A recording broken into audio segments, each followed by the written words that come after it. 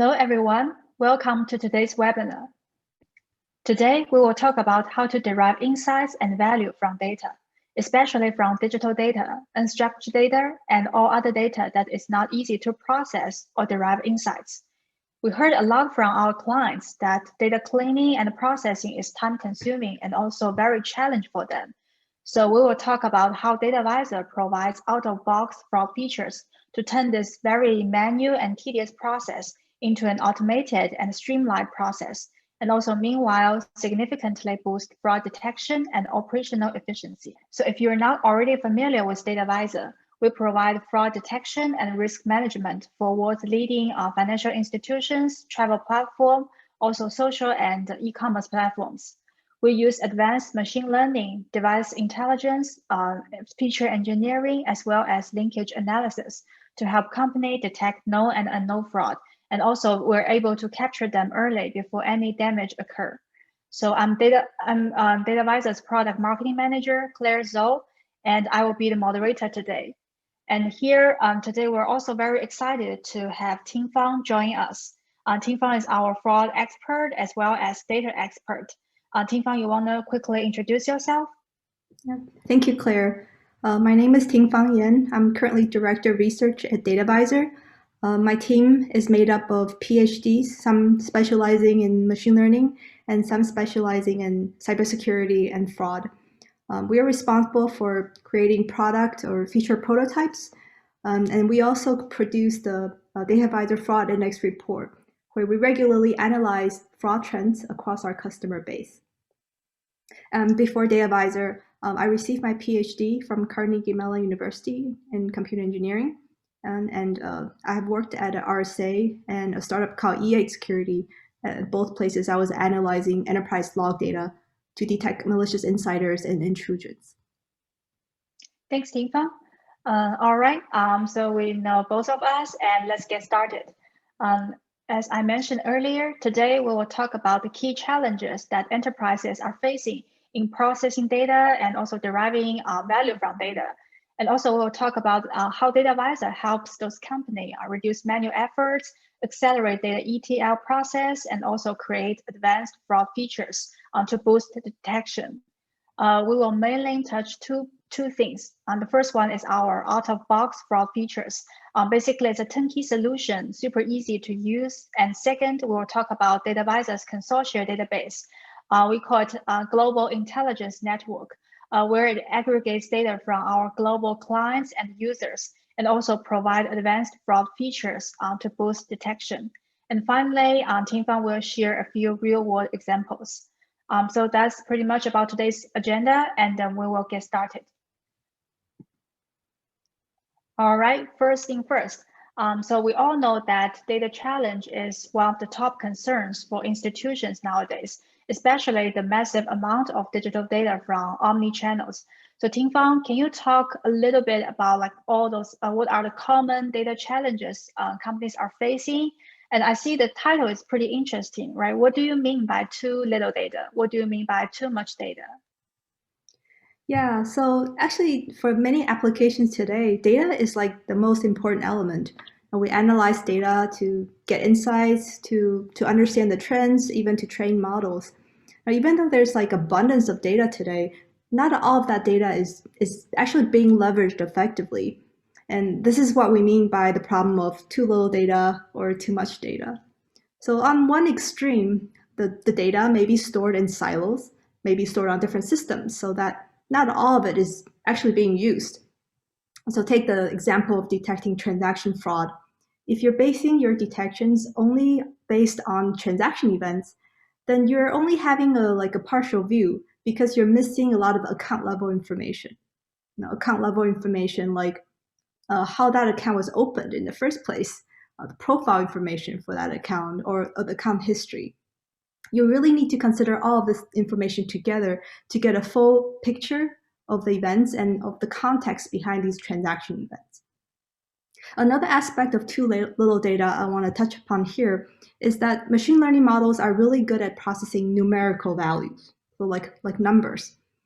But today, a lot of the data that's being collected is unstructured, or they're like device level information. or digital information, like properties of my cell phone or properties of my IP address. So they're very useful for fraud detection, but there's not a good way to convert them into numerical quantities that can be leveraged by machine learning models.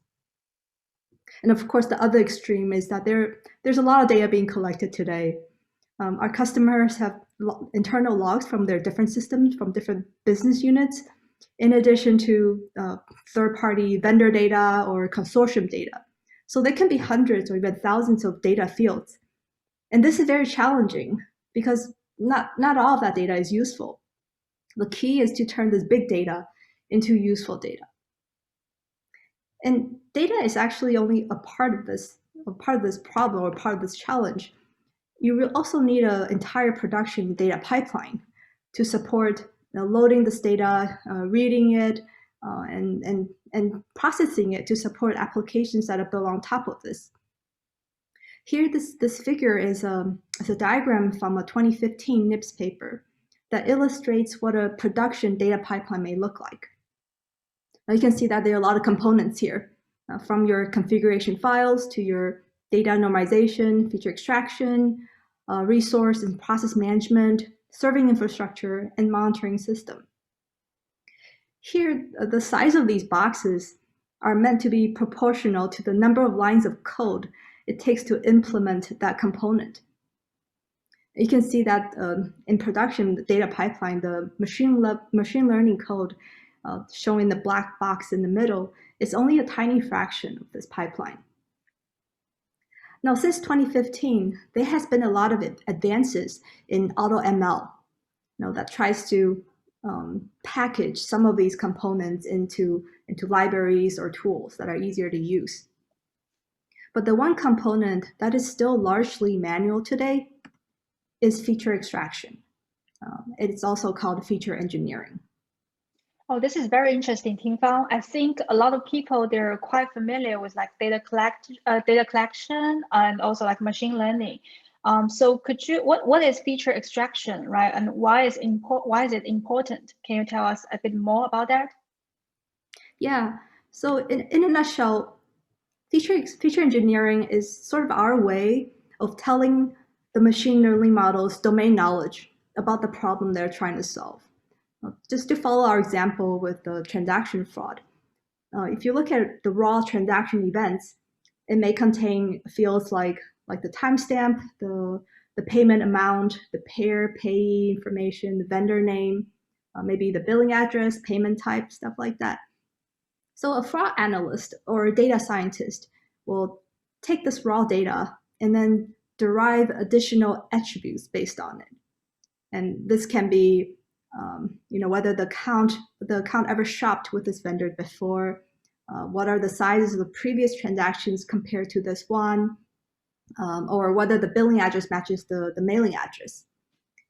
And the fraud analyst or the data scientist create these attributes, also called features, because they know from their domain knowledge that these features will be helpful for solving this problem, in the case, detecting transaction fraud. So by creating them, it will also help the machine learning models learn about this task. So features are really important. They directly affect the performance of the machine learning models, sometimes even more so than the type of model or the specifics of the model itself. So naturally, if you have better features, you're likely to get better model performance. So this sounds very straightforward, but it's actually a very difficult problem. And most of the challenge is because it's just really hard to come up with good features.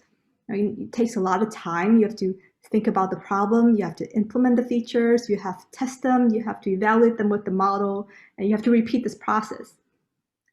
It is also, you need a lot of domain knowledge and understanding of the business logic to know how to take this raw data and convert it into useful numerical quantities.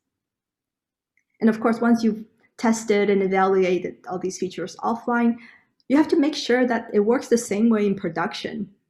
So every time a data scientist implements a new feature, they may need help from the IT or the engineering teams to test and to deploy those features for them, which can be a long process.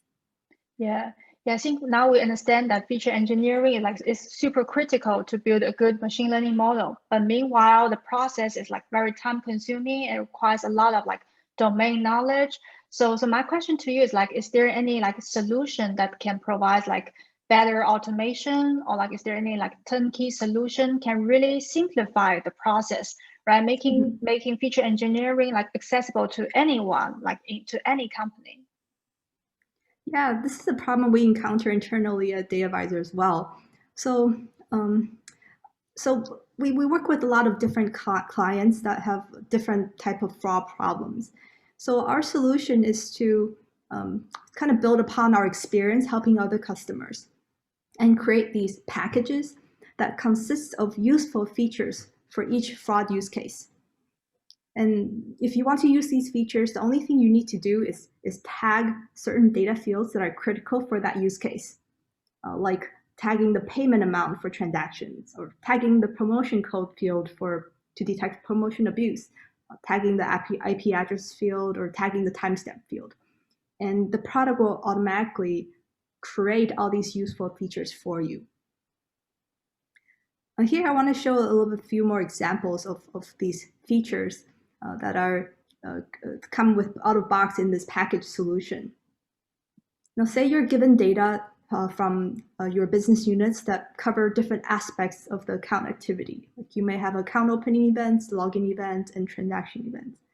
Maybe on top of this, you also have a lot of vendor data or even consortium database.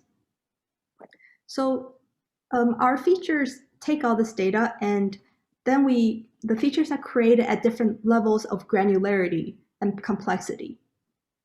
So from I see. Yeah, I see there's 1D, 2D, 3D features. Yeah, it seems there are different level of sophistication. Could you tell us more about that?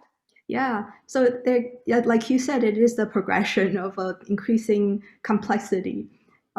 Starting from features that are derived, say, from a single data field or single event, to features that are computed across events, and to features that are an aggregation across multiple data fields, across multiple events, to the even more complex ones on the far right here, which are kind of like anomaly detection or are based on the outputs of other pre-trained machine learning models. So our platform, not only creates all of these features out of the box, but also supports the calculation of all these features in real time. I see. So all those features, they can so we derive features from customer data and then create this 1D, 2D, 3D feature. I also see on the top, we also have the global intelligence network feature. So I think we mentioned earlier that this is DataVisor's consortium database. I'm also very curious, what kind of feature or signals can we derive from DataVisor's global intelligence network? Yeah, let me tell you a little bit more about DataVisor Global Intelligence Network. Basically, this is a database of non-PII common digital identifiers that we observe across our customers' data. And by common digital identifiers, I'm talking about IP subnets, email domains, user agent strings, device types, and phone prefixes that we observe in our customers' data. So the Global Intelligence Network is integrated with our unsupervised fraud detection system. And that means that it automatically gets information about the fraudulent accounts detected by our production systems. And based on that, we can create many fraud signals. Signals like the fraud rate of these entities or the age of these entities, depending on when we observe them ever for the first time across all of our clients. Yeah, I can tell we can provide a lot of fraud signals from all those data. But tell us a little bit more, because I know on the market there are all kinds of different consortia database. So what's the difference between DataVisor's Gene from other consortia database? Yeah, I think there are maybe three things that make us really stand out. The first this is really fraud centric. Now, even though we have some signals that are more neutral, like the popularity of an user agent string, or how many users are using that user agent string. Most of our unique signals are around fraud. So like the fraud rate, and the fraud rate broken down by geolocation, the fraud rate broken down by the use case or the client vertical. The second differentiator, I think, is our data is multidimensional. So this is not just an IP database or just an email database, but it has all of these identifiers and their interplay relationships. And lastly, I think we have a very unique algorithm that we use to analyze our global intelligence network data. Some of our features are generated using a model it's called a self-supervised learning model. So this just means that the supervision that you use to train the model comes from the data itself instead of explicit labels provided by us humans. And an example of features generated this way is a distance metric between IP addresses that indicate how likely two IPs are to be used by the same user account. And I'll talk more about this a little bit later with an example of how we use it to detect account takeovers. Yeah, that sounds great. I think the DataVisor Gene is like really fraud-centric, and it can provide a lot of advanced signals that others probably are not able to provide. So tell us a little bit more about like how do like customers or our clients actually use this signal from Gene? Yeah, I think there are maybe two main ways that our customers use these signals. The first is as blacklists. So for example, the entities with very high fraud rate, meaning that the vast majority of user accounts associated with those entities are malicious, then you can directly blacklist them. Another one is the entities that are very new or very rare, kind of like the disposable email domains that kind of keeps popping up all the time. I think the second way they can use it is as features for machine learning models, or as conditions that they can use in detection rules. Now, since our global intelligence network data and these features are kind of an aggregation across multiple online services and online platforms, so they are useful as something that can complement our customers' internal data, which is only from a single platform. Yeah. This is really great. I think you touch a lot about like different like fraud signals and features we can provide. So can you give us more like examples from what kind of signals people can actually get from Gene? Yeah, I have some listed here, but let me walk through some more detailed examples. So I mentioned that some entities that are new may be more suspicious. Here, this graph on the left shows the fraud rate of email domains, sorted by the date that email domain first appeared in our global intelligence network. So in our experience, these newer players are usually more malicious because it is common for fraudsters to register a new domain so that they can create fake accounts in bulk. Now, sometimes the fact that we've never seen an entity before is also an extremely useful signal. So on the right here are some examples of fake user agent streams that were created to look intentionally like they're legitimate. But in fact, all of these have just random version numbers that don't even exist. And we've never seen these user agent streams before. So by keeping track of the first date that an entity was first observed, we can provide a measure of the age of the entity, which is very useful for fraud detection. In some other cases, an entity may be suspicious only when they occur out of context. And this is an example that puts the usage of email domains in global perspective. Mail.ru is a very popular email provider in Russia. But when it's used elsewhere, say to register for online accounts from the US, then it is more suspicious. And the same goes for gmail.com in China, where this domain is banned. Yeah, I think having those like global view really helps to boost fraud detection. So tell us a bit more like why this signal, this geo usage proofing is important. Yeah, I think by inferring some of these location context of these entities, you can discover anomalies like this that can give you a more accurate fraud signal. Because obviously you can't just block an entire email domain, but based on how it's used, that context provides some additional information that will allow you to make better informed decisions and more accurately. Yeah. So I also want to mention, I touched upon this a little bit before, that we have some unique algorithms that we use to analyze our global intelligence network data. And specifically, we have a unique way of handling IP addresses. Now, IP addresses are very useful for fraud detection because these network level or routing level information is challenging for fraudsters to manipulate, unlike like content or the activities that the fraudulent accounts perform on the platform, which are entirely under the fraudster's control. But today, the way people use IP addresses is commonly to first map them to the latitude, the longitude, or the geolocation, which can be very inaccurate. But more often than not, IP addresses are treated as just a string, which misses a lot of semantics, information about the underlying IP structure. So in our global intelligence feature package, we offer an embedding for IP addresses, which just means that we map IP addresses to a list of numbers, kind of like this.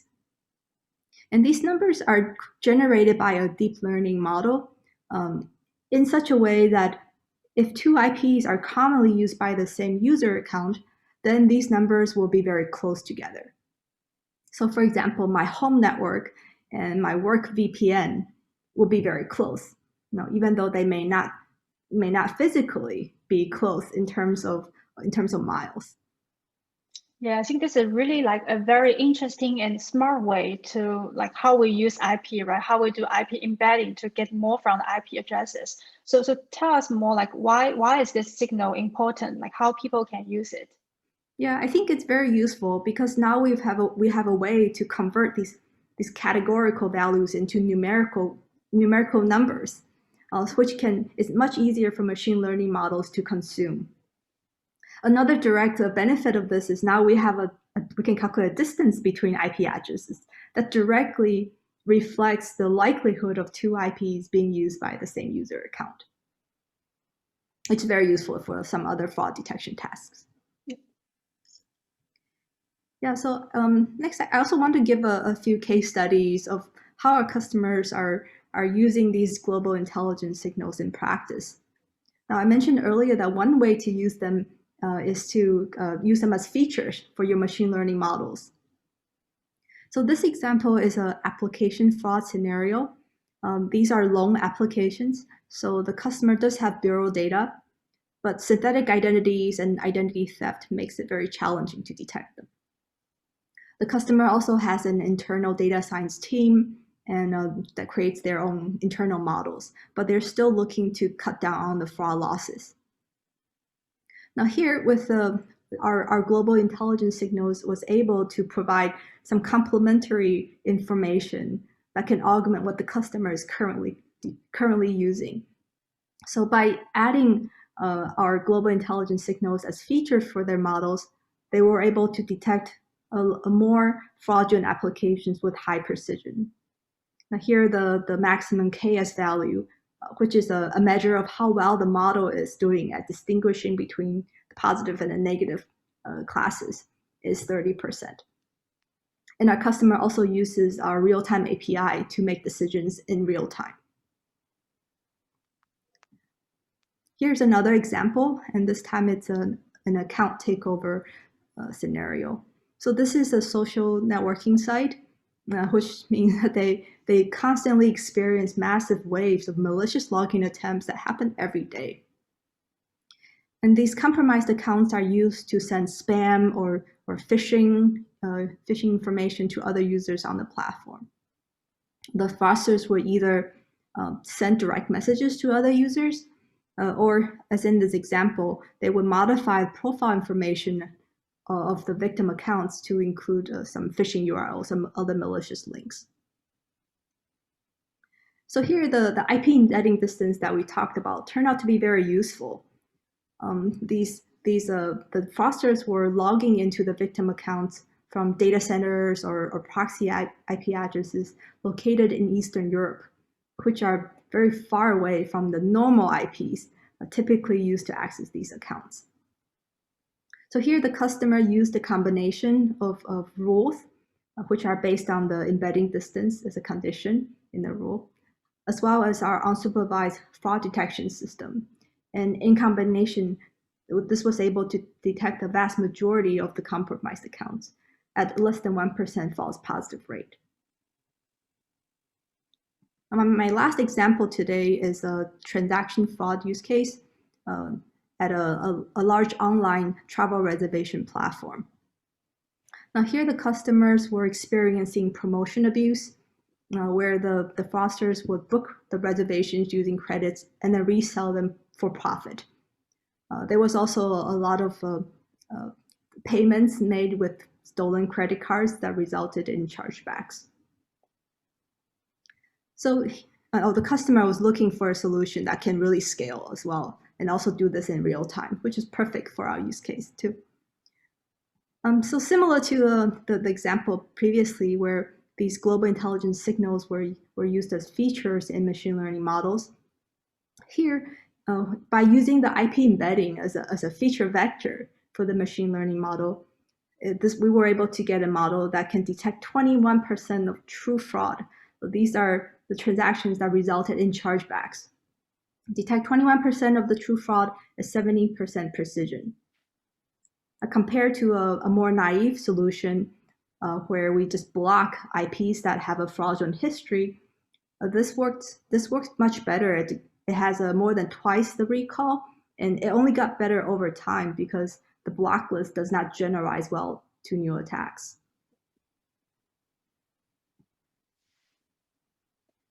All right. So thanks, Ting-Fang, for sharing all the case studies. I think we can see like all our out-of-box fraud features as well as gene signals are very easy to use and also super powerful to detect fraud. And also, I think most importantly, right, capture those traces that other solutions might miss. So that's really the power of our feature platform. So that being said, I have one more question. So I think for a lot of companies, they have their own business logic. Right, so probably only using the out-of-box features are not enough to meet their business needs. Sometimes they probably need to like create their own features or like implement their own business logic. So can DataVisor solution like support that? Yeah, absolutely. So I kind of only touched upon one of our out-of-box feature packages in this talk, but so for some of our customers, they may have maybe custom data fields or customized business logic.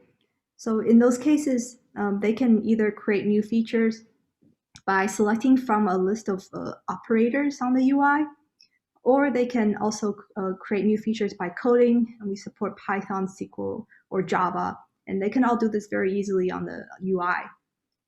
If they want to have import a model that they train separately and use that as a feature, we also support that. Now, as a user myself, there are some things I really like about this flexibility. The one is the list of operators that are provided here, so that I can create new features without starting from scratch. And the second thing I really like about it is the ability to test the features. I can create a feature and test it immediately with any data set I want, and so I don't need to rely on our engineering teams to help me implement the features and deploy them in production. Yeah, I think like for people at DataVisor, like we all test and try the product ourselves before we actually launch it to the customer. So there are a lot of like domain knowledge from our team, and then we already tested the usability for everyone, which is like good. It's a guarantee for high quality. So I think we touched a little bit on the capabilities and the usabilities. So let's talk a little bit about performance. So I think nowadays, given the massive amount of data that's flowing into the system, right? And sometimes like business, they have really high real-time detection requirement.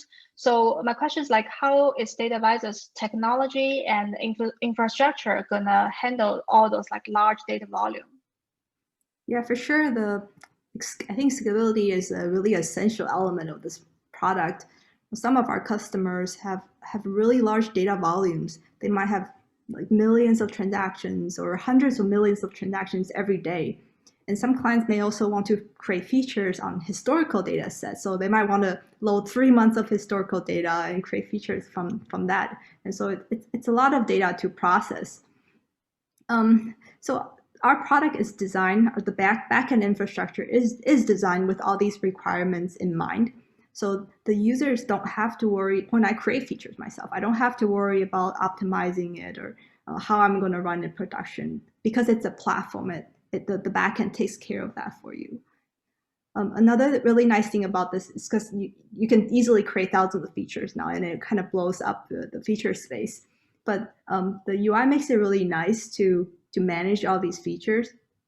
So with the default operators and the feature packages, so I don't have to start from scratch. I can build upon my coworkers' work. We just kind of share all these features with each other. And the UI has a very nice way for us to manage our feature library, our packages, all through the UI.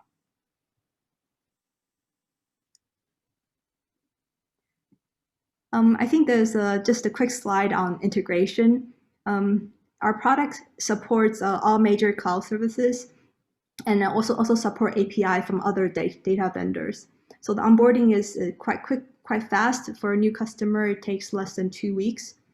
And the processing supports batch and real time. Most of our clients are using real time.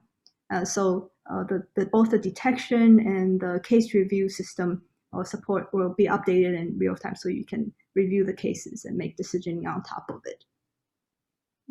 Yeah, I think the integrations are very seamlessly and rapidly.